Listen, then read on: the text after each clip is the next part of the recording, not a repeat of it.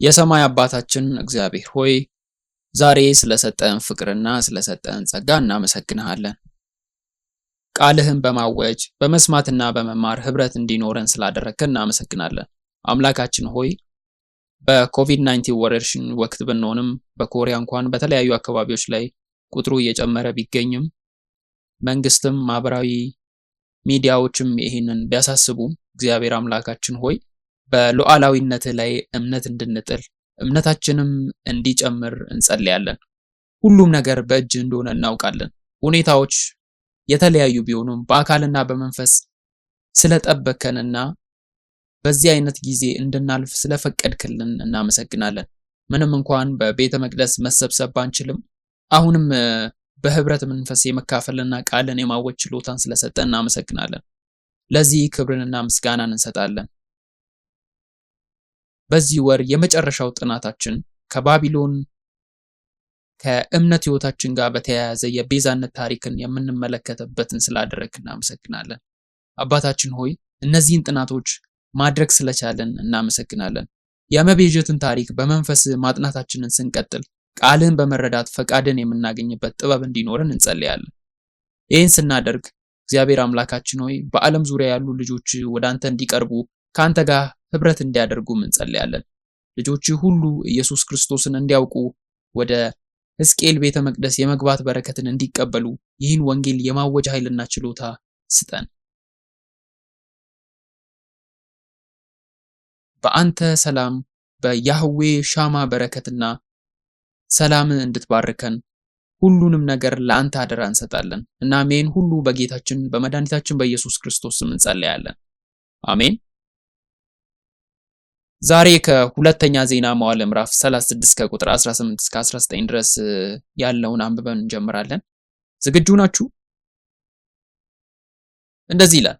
የእግዚአብሔርንም ቤት ዕቃ ሁሉ ታላቁንና ታናሹን የእግዚአብሔርንም ቤት መዝገብ የንጉሱንና የአለቆቹን መዝገብ እነዚህን ሁሉ ወደ ባቢሎን ወሰደ። ከዚያም ይላል ቁጥር 19 የእግዚአብሔርንም ቤት አቃጠሉ፣ የኢየሩሳሌምን ቅጥር አፈረሱ፣ አዳራሾቿንም በእሳት አቃጠሉ፣ መልካሙንም ዕቃዋን ሁሉ አጠፉ። ይሄ የእግዚአብሔር ቃል ነው። አሜን። መጽሐፍ ቅዱሳችንን ታስታውሳላችሁ። ብዙ ሰዎች መጽሐፍ ቅዱስን ሲያነቡ በእርግጥ የእግዚአብሔር ቃል አድርገው ያዩታል። ታላቅ የማበረታቻ ቃል፣ የተስፋ ቃል፣ የእግዚአብሔርን ፍቅር የሚያሳይ ቃል አድርገው ይቆጥሩታል። ሆኖም መጽሐፍ ቅዱስ የሚገለጸው በዚህ መንገድ ብቻ አይደለም። ብዙ የሚያስጨንቁ ገጽታዎችም አሉት። ከነዚህም አስጨናቂ ገጽታዎች ብዙ የተመዘገቡ ክፉ ነገርና ክስተቶችን ከነውጤታቸው በትክክል እንድንረዳ ስለሚረዳን ነው። ይህም የኃጢአት ውጤት እንደሆነ እናያለን። ዛሬ በመክፈቻ ጥቅሳችን ውስጥ ይሄ የቤተ መቅደሱ ጥፋትና የኢየሩሳሌም መውደቅን እየዘገበ እንዳለ እናያለን። የባቢሎን ንጉስ ናቡከደነጾር በ586 ዓመት ዓለም ኢየሩሳሌምን አወደመ። ሁለተኛ ዜና መዋዕል ምዕራፍ 36 ከቁጥር 18 የቤተ መቅደሱ ዕቃዎች ሁሉ ተወስደው ሁሉም ሀብቶች ወደ ባቢሎን እንደተወሰዱ ይናገራል። ከዚያም ቁጥር 19 የእግዚአብሔር ቤት እንደተቃጠለ ይናገራል። የእስራኤልም ቅጥር ፈርሷል። ከተማዋን ለማጠናከር የሚያገለግሉ ማንኛውም ነገሮች፣ ህንፃዎች ቢሆኑ ወድመዋል እና በእሳት ተቃጥለዋል። ይሄ በእግዚአብሔር ሕዝብ ውስጥ ከትክክለኛው አምልኮ ስለተመለሱ የኃጢአትን መንገድ ስለተከተሉና ኃጢአትን ስላከማቹ ነው። ወደዚህ ደረጃ እንዴት ደረሱ?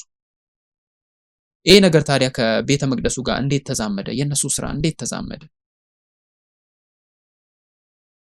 ዋናው ነጥብ ቁጥር 1 ብለን መያዝ ያለብን የቤተ መቅደሱን ታሪክ እንመለከታለን። ቤተ መቅደሱ በቤዛነት ታሪክ ውስጥ በትክክል ለመረዳት ወደ መጀመሪያው ቤተ መቅደስ ወደ ኤደን ገነት መመለስ አለብን። ይሄ የእግዚአብሔር ገነት ነው። ከመውደቁ በፊት እሱን ማምለክ የነበሩ ሁለት ሰዎች ነበሩ። የመጀመሪያው ቤተ መቅደስም ያ ነበረ። ዘፍጥረት ምዕራፍ 2 ከቁጥር 8 እግዚአብሔር አምላክ በኤደን በምስራቅ የአትክልት ስፍራ ተከለ፣ የሰራውንም ሰው በዚያ አኖረው ይላል። እግዚአብሔር ይህን ቦታ የአትክልት ስፍራ ፈጠረና የፈጠረውንም ሰው ደግሞ በዚያ አኖረው። ዘፍጥረት ምዕራፍ 2 ከቁጥር 15 እንዲላል እግዚአብሔር አምላክም ሰውየውን ወስዶ እንዲያለማ በኤደን ገነት አኖረው። ይህ ቃል አባድ ይባላል። የኢብራይስጥ ቃል ሲሆን ይጠብቃል የሚለውን ደግሞ ሻማር ይለዋል። እነዚህ ለማልማት ወይም ለመጠበቅ የሚውሉ አገላለጾች የቤተ መቅደስ ቋንቋዎች ናቸው። ይህ የክህነት ቋንቋ ነው። ከአምልኮ ጋር የተያያዘ ቋንቋ ነው። እንዴት እናውቃለን ይሄን? አባድ የሚለው ቃል በአምልኮ ትርጉም መስራትንና ማገልገልን የሚያመለክት ቃል ነው። ይህ በዘኍልቍ ምዕራፍ 8 ከቁጥር 1፣ ኢያሱ ምዕራፍ 24 ከቁጥር 18 እና መዝሙር ምዕራፍ 2 ከቁጥር 1 ላይ እናየዋለን። ዘኍልቍ ምዕራፍ 8 ከቁጥር 1 ላይ አሮን ከዚያ ሌዋውያንን ከእስራኤል ልጆች ዘንድ እንደ ማዕበል መስዋዕት በእግዚአብሔር ፊት ያቀርባቸዋል፣ የእግዚአብሔርን አገልግሎት ለማከናወን ብቁ ይሆናሉ ይላል። እዚህ አገልግሎት የሚለውን አገላለጽ አባድ ነው ያለው። ስለ ክህነትና እንደ ክህነት የሚያገለግሉ የአሮን ልጆችን ስታስቡ በማደሪያው ውስጥ ያሉ ነገሮችን ይንከባከባሉ፣ ያጸዳሉ፣ ያስተካክላሉ፣ መስመር ያስይዛሉ።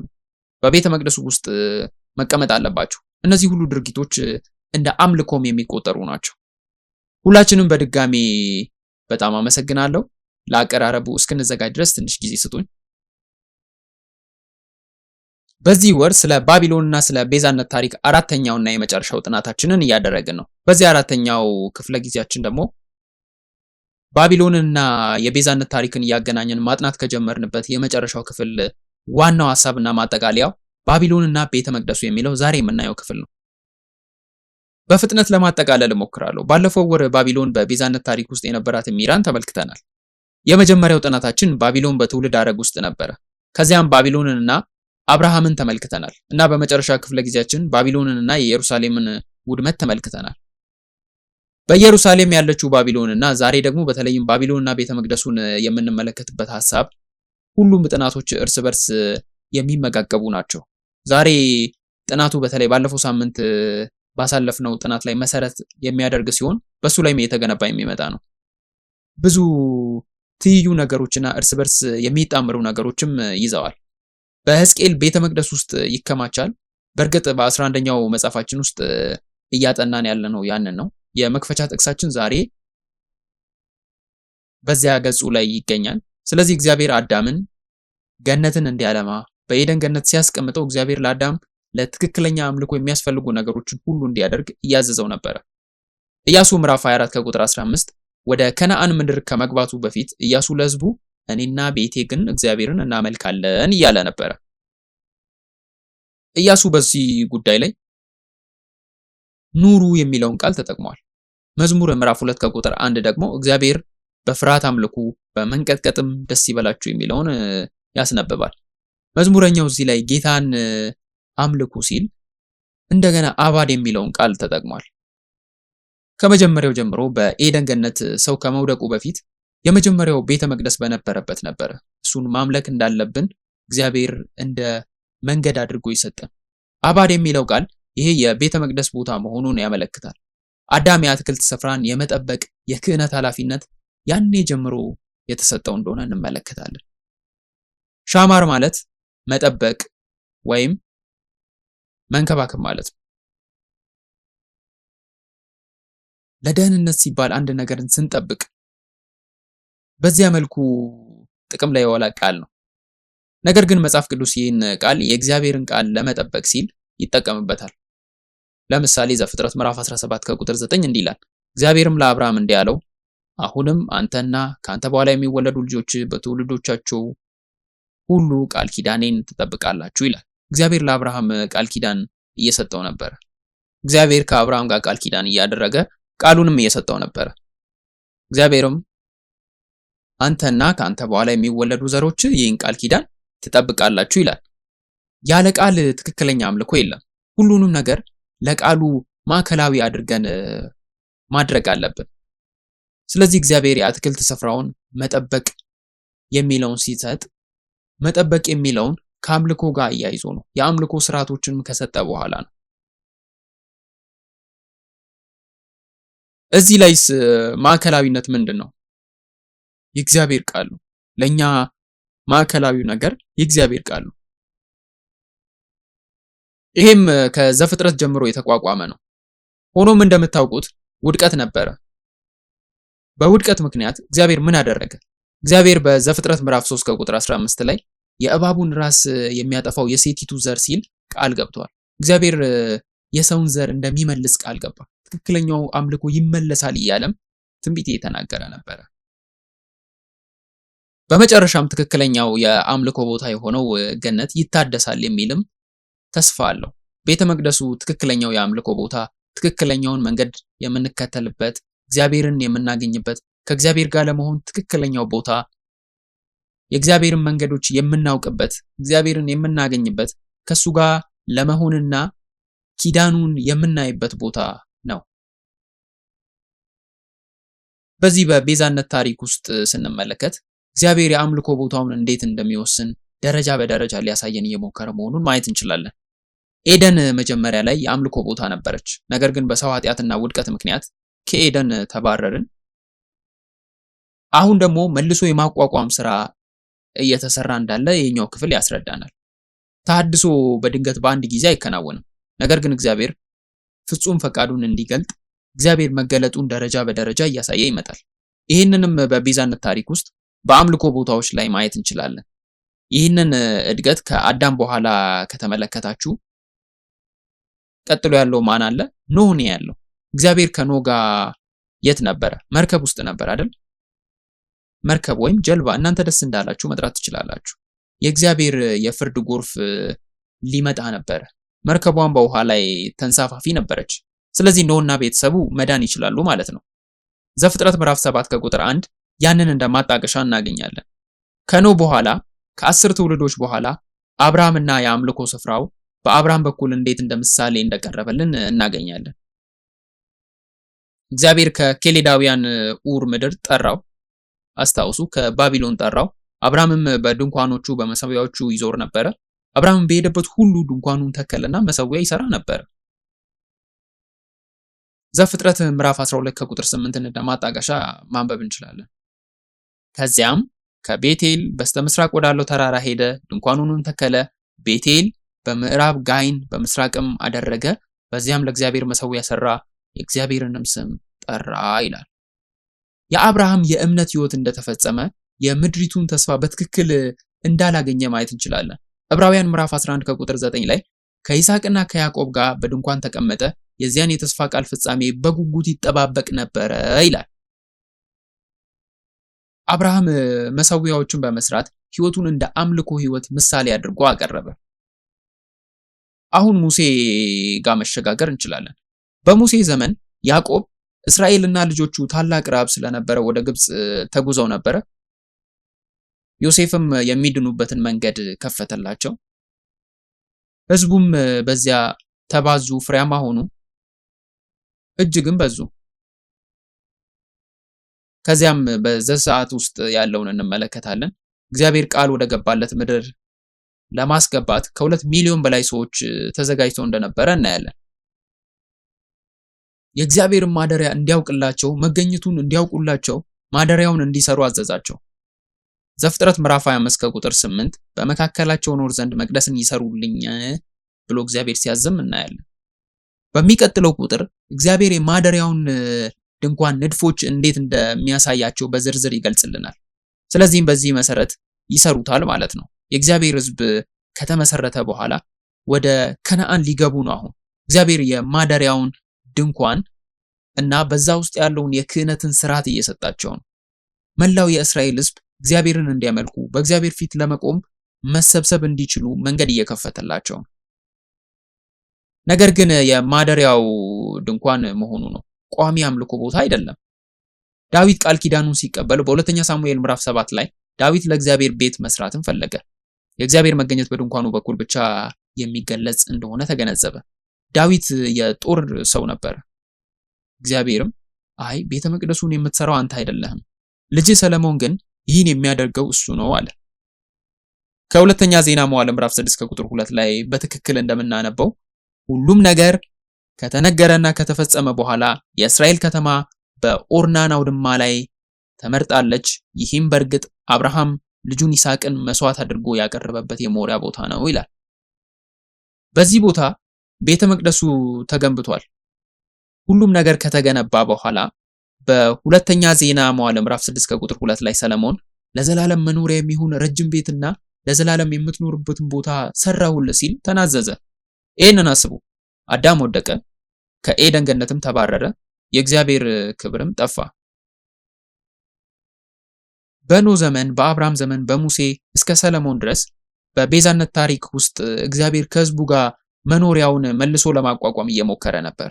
እግዚአብሔር መገኘቱን ለመመለስ እየሞከረ ነበር። በመጨረሻም ከአዳም የመጀመሪያው ውድቀት ጀምሮ የተከሰተው ከንቱ ነገር ሁሉ በኋላ ስሙም ሰላም ማለት በሆነው በሰለሞን በኩል በኢየሩሳሌም ከተማ ማለትም በሰላም መሰረት ተጣለ ማለት ነው።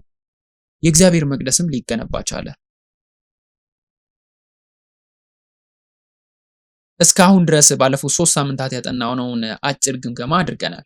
አሁን ወደ ሁለተኛ ዜና መዋዕል ምዕራፍ 7 ከቁጥር 19 እስከ 22 ያለውን እንመለከታለን። እንደዚህ ይነበባል። እናንተ ግን እኔን ከመከተል ብትመለሱ የሰጠኋችሁን ሥርዓቴንና ትእዛዜን ብትተዉ ሄዳችሁም ሌሎች አማልክትን ብታመልኩ ብትሰግዱላቸውም ለአባቶቻችሁ ከሰጠኋችሁ ምድር እነቅላችኋለሁ፣ ለስሜ የቀደሱትን ይህን ቤት ከፊቴ እጥለዋለሁ፣ በአሕዛብም ሁሉ መካከል ምሳሌና ተረት አደርገዋለሁ። ከፍ ከፍ ብሎ የነበረውንም ይህን ቤት እያዩ በዚያ የሚያልፉ ሰዎች ሁሉ እግዚአብሔር በዚህ ሀገር በዚህ ቤት ስለምን እንዲያደረገ ብለው ይደነቃሉ። መልሰውም ከግብጽ ምድር ያወጣቸውን የአባቶቻቸውን አምላክ እግዚአብሔርን ትተው ሌሎች አማልክትን ስለተከተሉ ስለሰገዱላቸውም ስላመለኳቸውም ስለዚህ ይህን ክፉ ነገር ሁሉ አመጣባቸው ይላሉ። አሁን ስለ ዘፍጥረት ማሰብ እንችላለን። መለስ ብለንም እሱን ማየት እንችላለን። በምዕራፍ 2 ላይ እግዚአብሔር የአትክልት ስፍራን ተክሎ ነበር። እግዚአብሔርም አዳምን እዚያ እንዳስቀመጠው ይናገራል። ካደረገውም በኋላ ትኮተኩተዋለህ ይላል። አባድ ማለት ነው እና አትክልቱን ትጠብቃለህ ይላል። ሻማር ማለት ነው። የአምልኮ ተግባራትን ማድረግና የእግዚአብሔርን ቃል መጠበቅ ወይም በልባችን ውስጥ ማስቀመጥ ይሄ ቤተ መቅደሱ ከተገነባ በኋላ እግዚአብሔር ሥርዓቴና ትእዛዜን ብትተዉ የሚለውን እንድንመለከት ያደርጋል።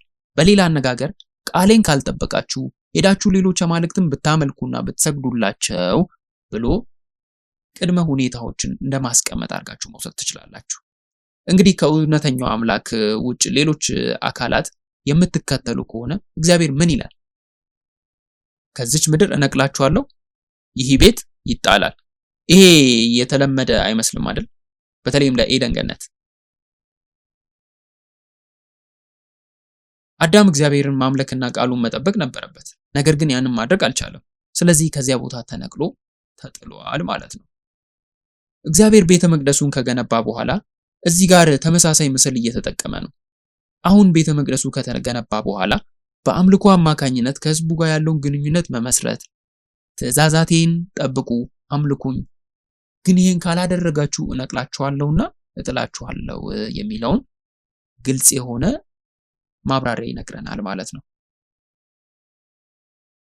በዚህ ጥቅስ ቀሪው ክፍል ምን ይላል? ሰዎች እግዚአብሔርን የሚያመጣውን ጥፋት አይቶ በጣም እንደሚደነግጡ ያሳያል። ይሄን ለምን አደረጉ ይላሉ ይላል። ከዚያም የአባቶቻቸውን አምላክ እግዚአብሔርን አምላካቸውን ስለተው ነው ይላል። ሌሎች አማልክትን ስላመለኩ ለዚህም ነው የሁሉ መከራና ስቃይ እየደረሰባቸው የሚለውን ግልጽ የሆነ ምክንያት ያገኛሉ።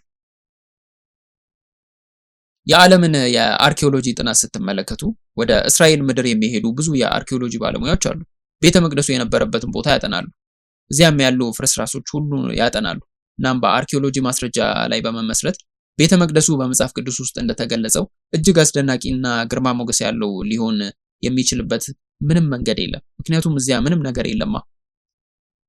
ይህንን እንደ ሰበብ ይጠቀማሉ። ማስረጃውን አናይም። ስለዚህ መጽሐፍ ቅዱስ ቤተ መቅደሱ ምን ያክል ታላቅ እንደነበርና አጋኖ መሆን አለበት የሚል መደምደሚያ ጋር ይደርሳሉ። ነገር ግን እነዚህ ዓለማዊ ሊቃውንት ስለሆኑ ምንም አይነት ማስረጃቸው ለኛ ተጨባጭ ነገር ሆኖ ሊቀርብልን አይችልም።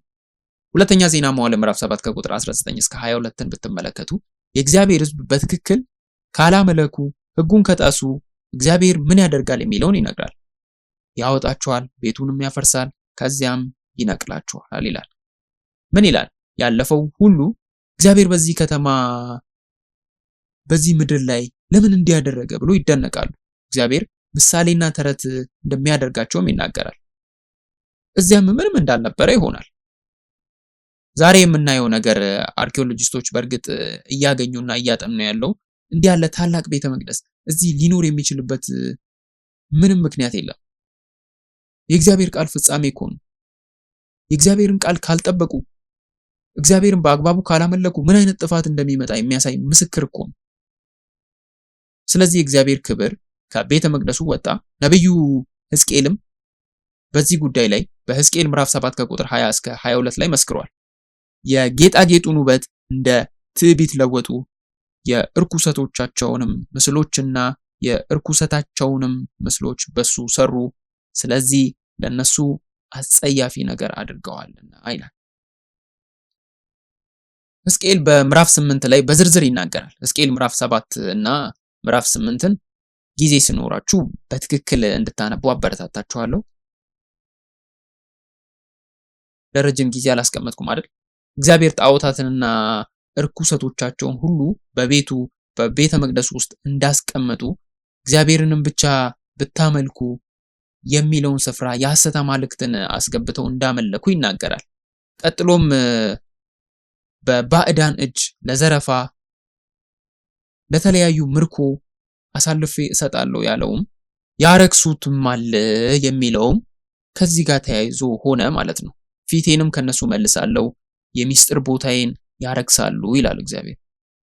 ከዚያም ወንበዴዎችም ይገባሉ፣ እነሱም ያረክሱታል። በመክፈቻ መጽሐፋችን ውስጥ ምን ይላል? ባቢሎን በቀጥታ እንደመጣች ይናገራል። ምን አደረጉ? የእግዚአብሔርን ቤት ሀብት ሁሉ ሰረቁ። እግዚአብሔርም የተናገረው ቃል በእርግጥም ተፈጸመ። ሕዝቅኤል ምዕራፍ 10 ከቁጥር 18 ብንመለከት የእግዚአብሔርም ክብር ከቤተ መቅደሱ ደጃፍ ወጥቶ ከኪሩቤል በላይ ቆመ። ሕዝቅኤል በጣም ግልጽ በሆነ መልኩ የእግዚአብሔርን ክብር ከመቅደሱ ሲወጣ እያየ ነበር። የእግዚአብሔር ክብር ከሌለ ለቤተ መቅደሱ ምንም ዓላማ የለውም ማለት ነው። ምንም ጠቀሜታም የለውም። ማደሪያው ሲገነባ የእግዚአብሔር ክብር እግዚአብሔር ከሕዝቡ ጋር መሆኑን ለማሳየት እንደመጣ ይናገራል። ቤተ መቅደሱ ለመጀመሪያ ጊዜ ሲገነባ ሰለሞን ይሄ ቤት ለማደሪያ ነው ብሎ ተናዘዘ። የእግዚአብሔርም ክብር በቤተ መቅደሱ ሞላው።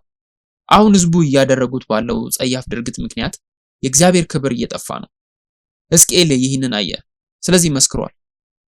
ጣዖት አምልኮን አቁሙ፣ የምታረክሱትን የእግዚአብሔርን ቤት ይህን ማድረጋችሁን ከቀጠላችሁ ታፈርሱታላችሁ እያለ ነበር። እናም እንዳለው ሆነ። ቤተ መቅደሱም ፈረሰ።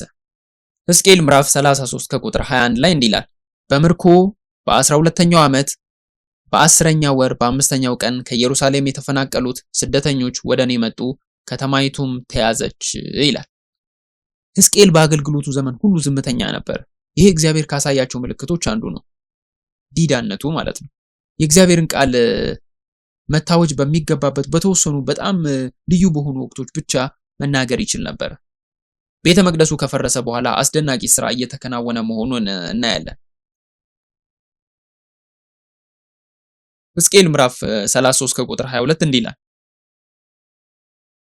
አሁን የእግዚአብሔር እጅ ስደተኞቹ ከመምጣታቸው በፊት በመሸ ጊዜ በእኔ ላይ ነበረች። በማለዳም ወደ እኔ በመጡበት ጊዜ አፌ ተከፈተ። ስለዚህ አፌ ተከፈተ፣ እኔም ዝም አልኩኝ አለ። ከሕዝቅኤል ምዕራፍ 33 ከቁጥር 34 ጀምሮ ሕዝቅኤል የሚናገረው እስከዚህ ጊዜ ድረስ ካወጀበት ነገር በጣም የተለየ ነው። እስካሁን ድረስ ሕዝቅኤል ፍርዴን ሲያውጅ ነበረ። ጥፋትንም ተንብዮ ነበረ። እግዚአብሔር በሕዝቡ ላይ ፍርሃትንና እርግማንን እንዴት እንደሚያመጣ ተንብዮ ነበረ። ከዚያም ተከሰተ፣ ቤተ መቅደሱን ፈርሰዋል። ነገር ግን ከዚህ በኋላ የእግዚአብሔር ሕዝብ ዝቅተኛ ደረጃ ላይ በነበሩበት ጊዜ በዚህም ምክንያት በአእምሯቸው እግዚአብሔር ሁሉ ጊዜ ከነሱ ጋር እንደሚሆንና እንደሚያድናቸው ቤተ መቅደሱን ሁሉ ጊዜ እንደሚጠብቅላቸው ያስቡ ነበር። ስለ እግዚአብሔር ቤተ መቅደስ፣ ስለ እግዚአብሔር ትክክለኛ የአምልኮ ሁኔታ ምን ያህል መሆን እንዳለበት በጣም የተዛባና የተበላሸ ግንዛቤ ነበራቸው። ቤተ መቅደሱን በማፍረስና ለሌላው አሳልፎ በመስጠት ህዝቡ አሁንም ምንም ተስፋ እንዳልነበራቸው ይሰማቸው ነበር። ቤተ መቅደሱ ለነሱ የጣዖት ማምለኪያ ቦታ ሆነ። አሁንም ስለ እግዚአብሔር ያላቸው ግንዛቤ ትክክለኛ አይደለም። የሕዝቅኤል አፍ ተከፍቶ ነበረ። ከእንግዲህ በኋላ ዲዳ መሆን አልቻለም። ዝምም ማለት አልቻለም። ህዝቡ የእግዚአብሔርን ቃልና ማጽናኛ መስማት ሲፈልግ ሕዝቅኤል እየተናገረ ነበረ። ወደ ሁለተኛው ነጥብ እንሸጋገራለን። የቤተ መቅደሱ መታደስ። ሕዝቅኤል ምዕራፍ 34 ከቁጥር 1 ይሄ በቤዛነት ታሪክ መጽሐፍ 11 ላይ 8 ፓርት ላይ ሙሉ በሙሉ የታድሶ ስራዎች እንዳሉና የመጀመሪያው ታድሶ የእረኛው መታደስ እንደሆነ ይጠቅሳል። ሁሉም ካህናት፣ ሐሰተኛ ነቢያት ህዝቡን ያሳስቱ ነበረ። ክፉ ነገስታት ህዝቡን አሳስተው ነበረ። ክፉ እረኞችም ነበሩ። በአጭሩ እግዚአብሔር እረኛውን እመልሳለሁ ይላል። ሕዝቅኤል ምዕራፍ 34 ከቁጥር 1 እንዲህ ይላል፣ ጌታ እግዚአብሔር እንዲህ ይላል፣ እነሆ እረኛ በተበተነበት በጎች መካከል ባለበት ቀን መንጋውን እንደሚንከባከብ እኔ ራሴ በጎቼን እፈልጋለሁ፣ እኔም እፈልጋቸዋለሁ፣ በጎቼን እንከባከባለሁ፣ ከተበተኑበትም ስፍራ ሁሉ አድናቸዋለሁ ይላል። እስራኤል ወደ ምርኮ በተወሰደችበት ቤተ መቅደሱም በፈረሰበት በደመናማና በጨለማ ቀን ያ የጨለማ ቀን ነበረ። ጨለማ የሚለው በትክክልም ላይገልጸው ይችላል። የባሰ ነበረ። የእግዚአብሔር ሕዝቦች እንደ በጎች ተበትነው ነበረ። እግዚአብሔር ግን ምን እያለ ነበር? አድናቸዋለሁ፣ ሁሉንም በአንድነት እሰበስባለሁ እያለ ነበር። እግዚአብሔር በቃሉ ባትታዘዙኝ፣ ካልታዘዛችሁኝ፣ ባታመልኩኝ፣ ቃሌም ባትጠብቁ እነቅላችኋለሁ፣ እጥላችኋለሁ እንዳለ አስታውሱ። ነገር ግን አሁን በሕዝቅኤል ምዕራፍ 34 ከቁጥር 29 ላይ እግዚአብሔር መልሶ ማቋቋምን ቃል ገባ። ለሱም የታወቀ የመትከያ ቦታ አቋቋመላቸው። ይህንን እስኪ ተመልከቱ። የተተከለ ቦታ እግዚአብሔር የአትክልትን ስፍራ ተክሎ እንደነበረ አስታውሱ። ለነሱም የታወቀ የመትከያ ቦታ አቋቋመላቸው እያለ ነው። በምድሪቱ ላይ ዳግመኛ የረሃብ ሰለባ አይሆኑም። የሕዝቡንም ስድብ ከእንግዲህ አይታገሱም። በጥንት ዘመን አንድ ሕዝብ ሌላውን ሲያሸንፍ የአሸናፊው አምላክ ሕዝቡ በተሸነፈ ጊዜ ሕዝቡ ላይ ድል አድራጊ እንደሆነ የሚያስቡበት ስርዓት ነበራቸው። ለነሱ የትኛው ሕዝብ አምላክ ጠንካራ እንደሆነ የሚያሳይ ምስክርም አድርገው ይወስዱ ነበር። እስራኤል በዚህ አስተሳሰብ ከተሸነፈና የእግዚአብሔር ቤተ መቅደስ ቢፈርስ ሁሉም አሕዛብ እግዚአብሔር በጣም ደካማ ስለነበረ ጠፍቷል ብሎ ያስባሉ። ያንተ አምላክ ካንተ ስለራቀ አሸንፈናል፣ ለዚህም አንተን ጥሎ ሄዷል ብለውም ያስቡ ነበር። ከእምነት እይታ አንጻር ይህ በወቅቱ ከነበሩ አሕዛብ ለእስራኤል የተሰነዘረ ስድብ ነበር። ነገር ግን እግዚአብሔር እንደገና ትተከላላችሁ፣ ከእንግዲህም ስድብን አትታገሱም እያለ ነው።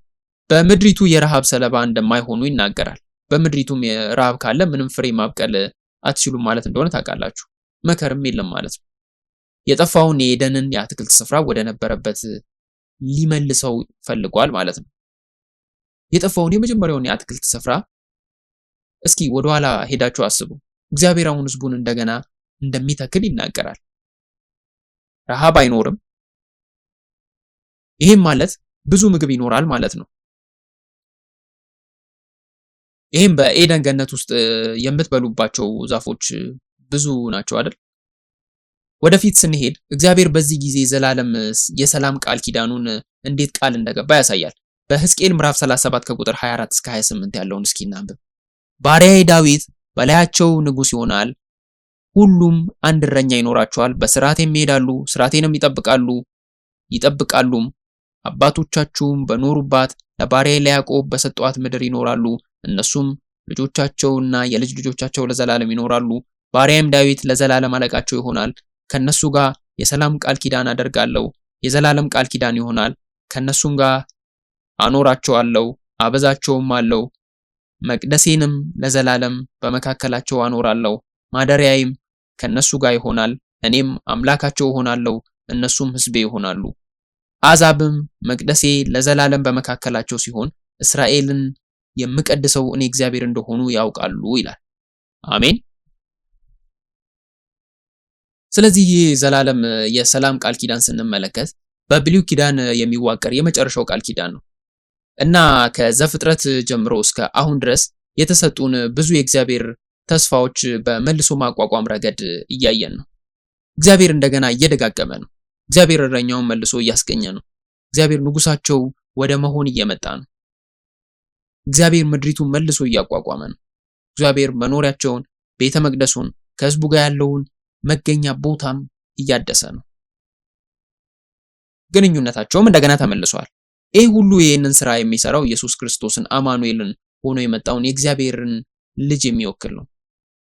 እግዚአብሔር ከኛ ጋር ነው። የቤዛነት ታሪክ እንዲፈጸም ይህንን ቃል የታድሶ ተስፋ የሚፈጽም ኢየሱስ እንደሆነ የሚያመላክት ነው። በትውልድ ሐረግ ውስጥ ተሐድሶ አለ።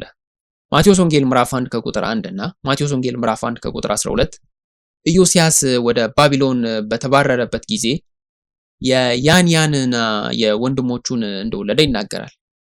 ከዚያም ቁጥር 12 ወደ ባቢሎን በተባረረ ጊዜ ያንያ ስልጥኤልን ወለደ፣ ስልጥኤልም ዜራምን ወለደ።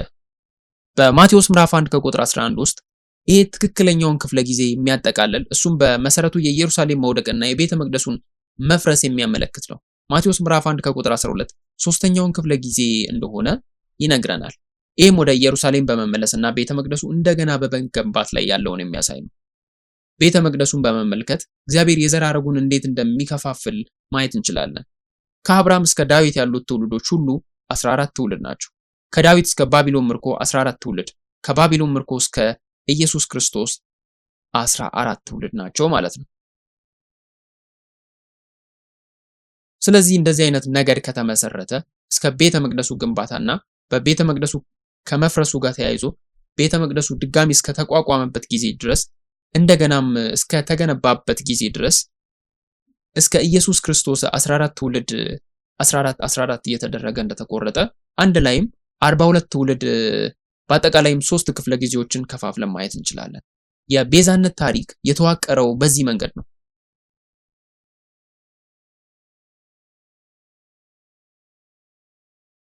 ይህ ማደረጃጀት ከመቤዠት ታሪክ ጋር እንዴት እንደሚጣጣምና እንዴት ውብ እንደሆነ እያያችሁ ነው።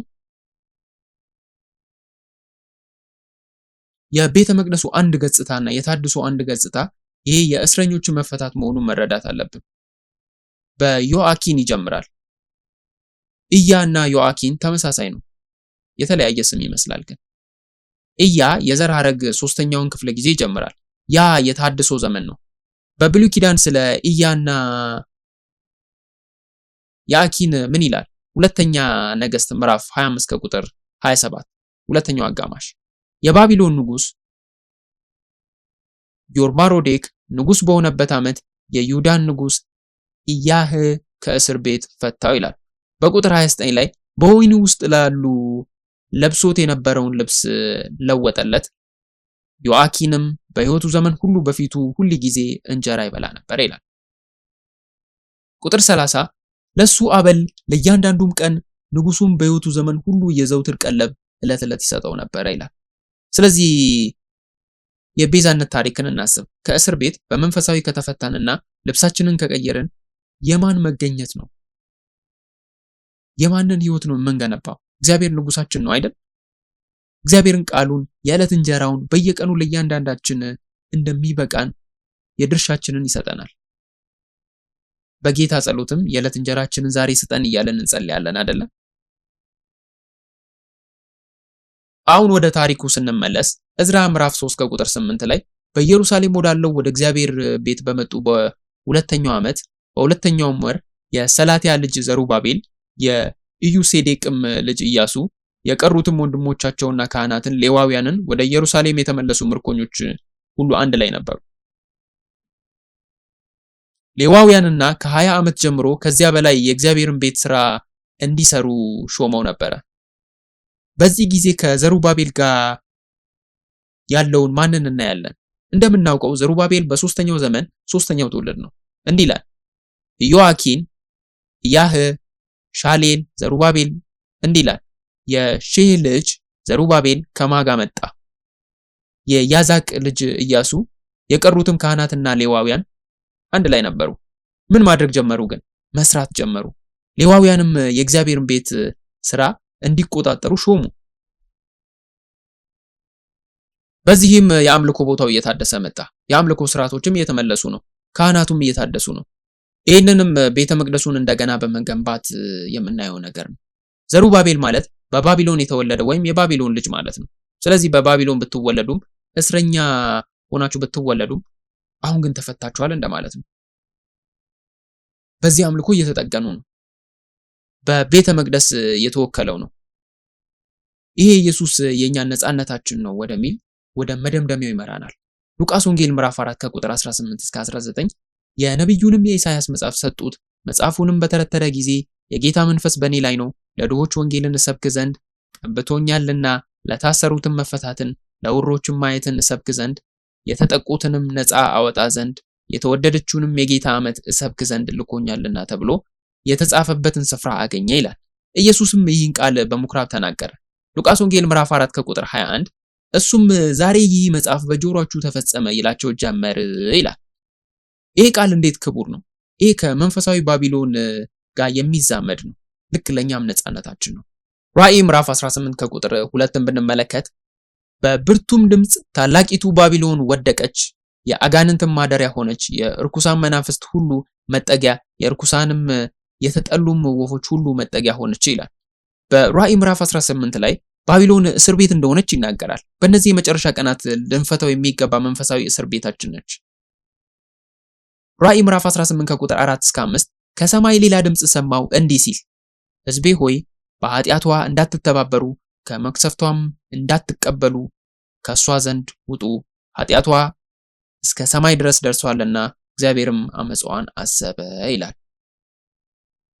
ኢየሱስ ያነበበውን ጥቅስ ቃል ብትመለከቱ እግዚአብሔር ለምርኮኞች ነፃነትን እንድሰብክ፣ ለተጨቆኑት ነፃ ማውጣትን እንድናገር ላከኝ ይላል። እንዴት ነው የላከው?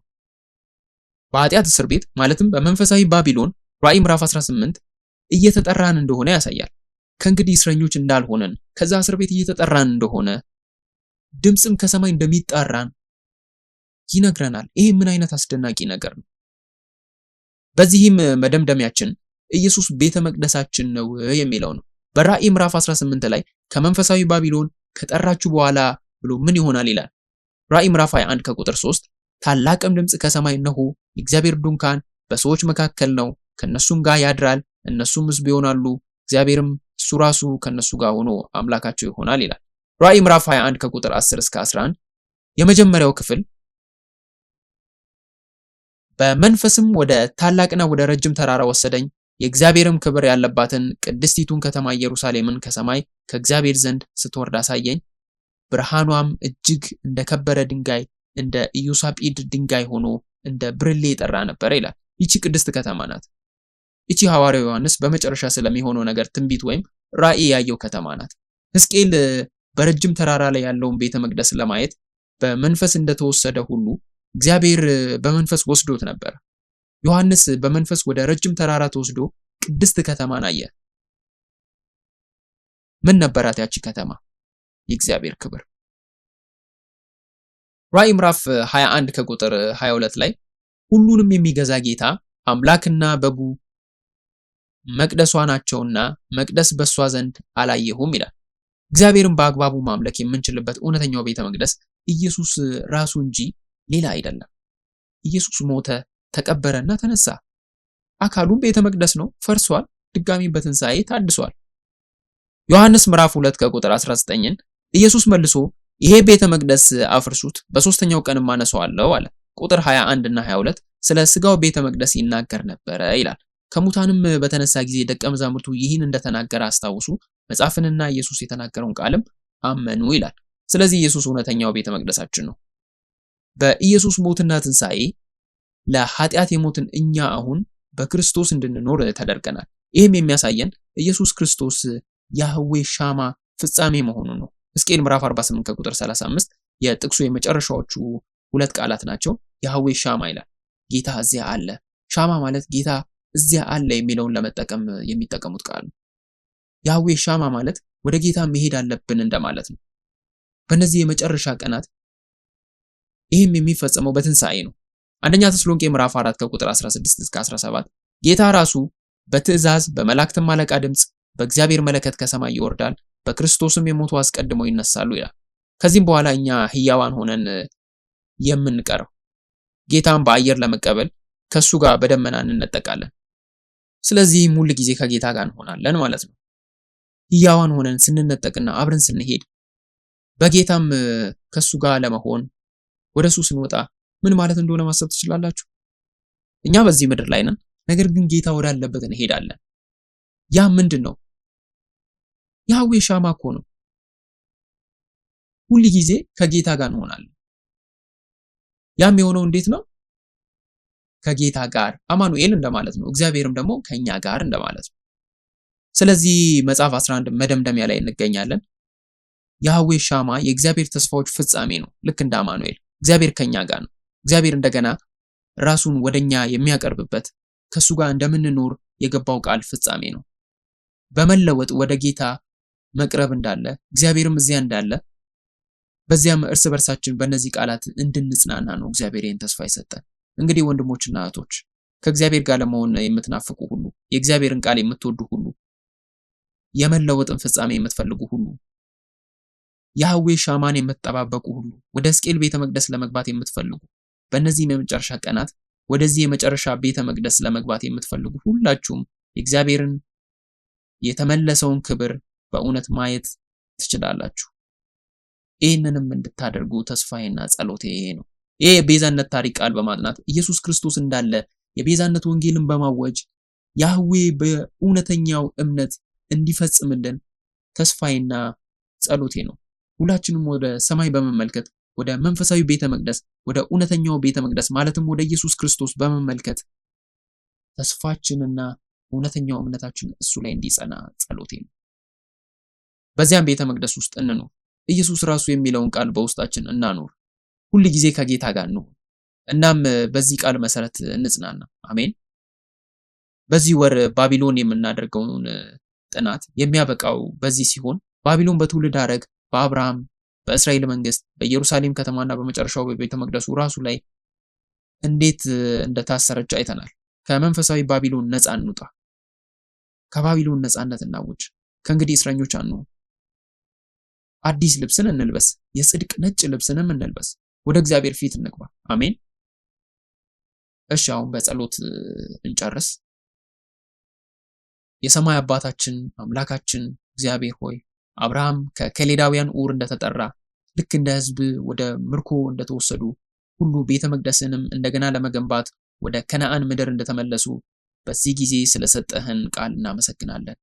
አባታችን ሆይ በቤዛነት ታሪክ ውስጥ ከባቢሎን በመንፈሳዊ መንገድ ሸሽተን ከእስር ቤት ልብሳችንን አውልቀን በኢየሱስ ክርስቶስ በተሰጠን ተስፋ በተሰጠን ቤተ መቅደስ ውስጥ እየተመላለስን ክብርህን እንደገና ማየት እንድንችል እርዳን። እግዚአብሔር ሆይ ወደ ኢየሱስ ብቻ ወደ እውነተኛው ቤተ መቅደሳችን ወደ ቃል ኪዳኑ ወደ እውነተኛው ቤተ መቅደሳችን ኢየሱስም ወደ ምርኮ ነፃነት ወደ ሆነውን ቦታ እንድንወጣ እርዳን። በመንፈስና በእውነት እንድናመልክም እንጸልያለን። እኛም አባቶይ የቤዛነት ታሪክን ነፃ የሚያወጣን መልእክት እያወጅን ወደ ባቢሎን እንዳንወድቅ ነገር ግን ወደ ተመለሰው ቤተ መቅደስ ብቻ እንድንገባና በዚያ ለዘላለም መኖር እንዲሆንልን ያህዌ ሻማ የተስፋን ቃል እንድንጠብቅ አንተ ወዳለህበት የምንለወጥ በረከትን የምንጠብቅና እዚያ የምንሆን እንድንሆን አባቶይ አንተ ሁሉ ጊዜ ከኛ ጋር እንዳለ በማወቅ እንድንጽናና እርዳን። እናመሰግናለን። ይህንንም ሁሉ በጌታችን በኢየሱስ ክርስቶስ ስም እንጸልያለን። በኢየሱስ ክርስቶስ ስም አሜን።